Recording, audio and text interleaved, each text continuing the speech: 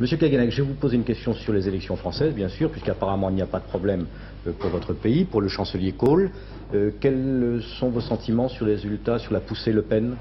Je trouve que le résultat de ces élections est extrêmement important et très bouleversant. Nous sommes tous sans doute très surpris par ces résultats.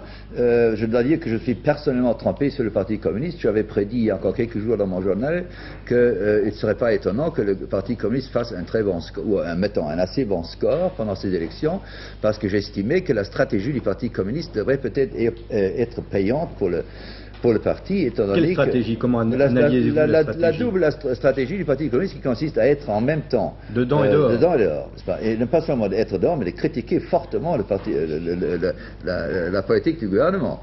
Alors j'ai cru que cette politique serait payante, étant donné qu'il y a des très grosses difficultés dans le pays, qu'il y a une très grave crise sociale en France, et que les électeurs qui ont sans doute quitté le Parti communiste en 81 pour voter socialiste et pour voter Mitterrand seraient entre-temps revenus au parti, ce qui pourrait peut-être lui donner dans ces élections européennes un score entre, mettons, 14 et 16%. Et la stratégie de M. Le Pen?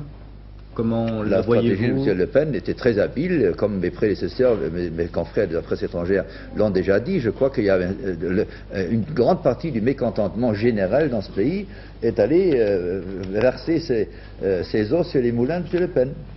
Oui, Monsieur Van Kaganec, on ne va pas demander à tous les commentateurs politiques de faire leur mea culpa ce soir sur les résultats de ces élections, car la soirée n'est pas interminable. J'ai vu René Raymond hocher de la tête tout à l'heure. René Raymond, vous ne vous êtes pas trompé dans votre estimation des résultats? Je ne prétendrai pas ne pas m'être trompé, mais je ne croyais pas que le Parti communiste regagnerait. Je pense qu'il est engagé dans un processus de dépérissement lent, car si on raisonne dans le long terme, on s'aperçoit que sur 20 ou 30 ans, il ne cesse de perdre du terrain.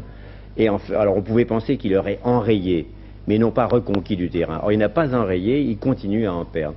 Il y a une comparaison là avec 79 qui est intéressante, parce que les deux listes conduites respectivement par Jacques Chirac et par Simone Veil en 79 faisaient jeu égal avec les deux listes conduites par Georges Marchais et François Mitterrand. Or actuellement, la liste de Mme Veil a plus de 10 points d'avance sur la conjonction des deux autres listes.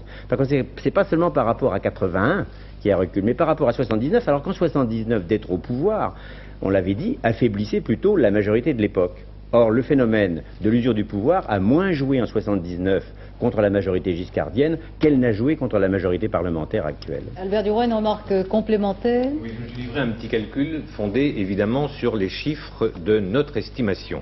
Ce petit calcul, il y a deux modes de calcul, hein, nous sommes bien d'accord. Ce soir, il y a le calcul suivant, Parti communiste plus Parti socialiste égale majorité parlementaire, cela donne à l'heure actuelle 32%.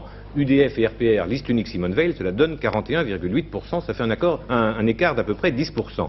Mais il y a un autre calcul, qui est un calcul qui prend en compte toutes les listes marquées politiquement, un calcul gauche-droite. Et d'après celui auquel je viens de me livrer, en additionnant non seulement les listes communistes et socialistes, mais aussi les trois listes gauchistes, PSU, trotskistes et lutte ouvrière, on obtient un total pour la gauche de 36%.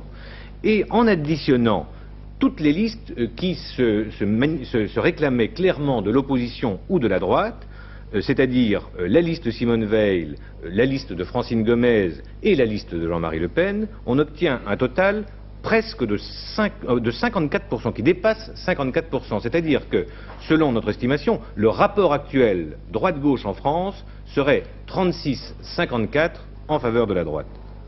Et donc une aversion donc spectaculaire par rapport aux élections précédentes.